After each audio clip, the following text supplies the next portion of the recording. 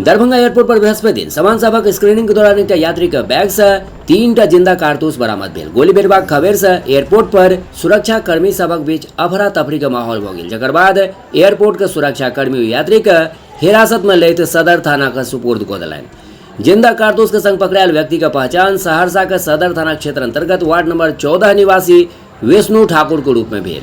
विष्णु ठाकुर अपन पत्नी और साढ़ू के संग दिल्ली के फ्लाइट पकड़ो आयल छलथि। विष्णु ठाकुर सरकारी विद्यालय में शिक्षक छथि। ओतय सूचना भेटला के बाद सदर एसडीपीओ अमित कुमार सदर थाना पहुंच कर विष्णु ठाकुर से पूछताछ कयलनि। पूछताछ के क्रम में पुलिस के कहलनि जे दिल्ली के राम मनोहर लोहिया अस्पताल में ओ ऑपरेशन करवावे ले जा रहल छलथि। 4 अगस्त के हुनकर ऑपरेशन भेनाइ छलनि। हुनकर गर्दन के पिछला हिस्सा में ब्लड क्लॉट अछि। हुनका लग से कई एकटा दवाई सेहो भेटल। हालांकि कारतूस के संबंध में कोनो ठोस जानकारी पुलिस के नहीं दऽ सकला। हुनका लग हथियारक लाइसेंस सेहो नहीं अछि।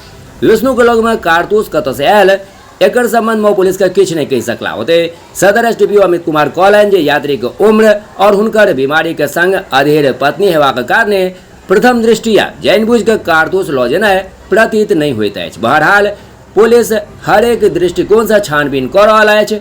बरामद कारतूस के लऽ कऽ प्राथमिकी दर्ज कयल जा रहल अछि। और देखै छी की अछि पूरा मामला। मामला यह है कि दरभंगा एयरपोर्ट के जो सिक्योरिटी पदाधिकारी हैं उनके द्वारा हमें सूचित किया गया कि एक्सरे मशीन जो होती है, सामान के एक्सरे जो करते हैं, उसमें लाइव कार्ट्रिजेस बरामद हुए हैं एक यात्री के पास। सदर थाना की पुलिस गई, उन्हें डिटेन किया और थाने पर लाया गया। उनका नाम विष्णु ठाकुर है, पेशे से शिक्षक हैं, सहरसा जिले के रहने वाले हैं।